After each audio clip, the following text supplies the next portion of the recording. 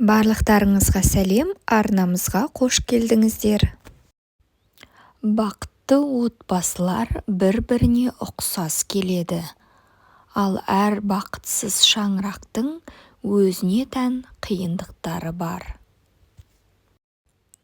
Қазақ ұят болады деген осы бір ауыз сөзбен отбасын, елді, дінді, ділді барлығын ұстап тұрған. Қазақ ұяты барды текті, ұяты жоқты тексіз деп бағалаған. Баланы бұзуға, түзеуге себеп болатын бір шарт жас күнде көрген өнеге.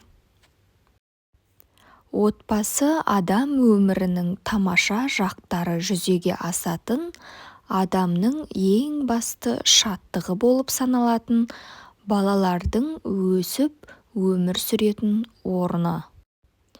Адам адамнан мына үш нәрсе арқылы озады. Әуелде адамға Алла тағала сыйлаған туа біткен дарын, талант, ерекше қасиет. Екінші орта тәрбиесі, отбасы, балабақша, мектеп, қоғам тәрбиесі. Үшінші адамның субъектив жеке тырысшаңдығы, кітап құмарлығы, ізденімпаздығы. Елін сүйер сеніңіз өз отбасын сүйе алған. Біздің жас жұбайларымызға шыдамдылық жетіспейді, ал мықты отбасы құру үшін жұмыс пен уақыт қажет. Адамгершілігі жағынан мәдениетті адамдар, саналы еңбеккерлер, кітапқа деген терең сүйіспеншілікке бөленген отбасылардан өсіп шығады. Ештеңеге қарамастан үйлен. Жақсы әйел түссе бақытты боласың, жаман әйел түссе ойшыл боласың. Тәрбиешінің нағыз данышпандығы әкенің, шешенің, педагогтың балаға бақыт беруі. Балалық шақтың бақыты жылылық пен қорек беретін отбасының тыныштығы.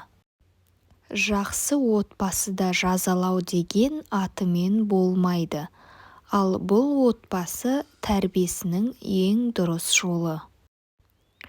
Отбасылық өмірде ірі зілзаладан аман қалу, ұсақ түйек кикілжіңнен құтылудан әлдеқайда оңай.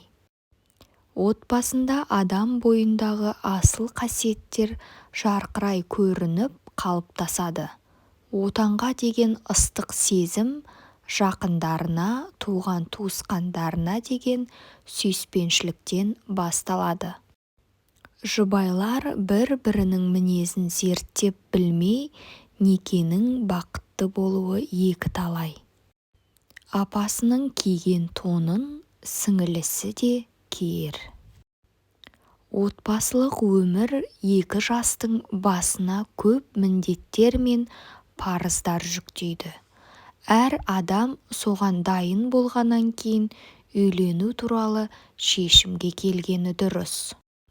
Отбасы тірлігіндегі ең мәнді тетік махаббат. Қарындасқа бұрмағанның қары сынсын.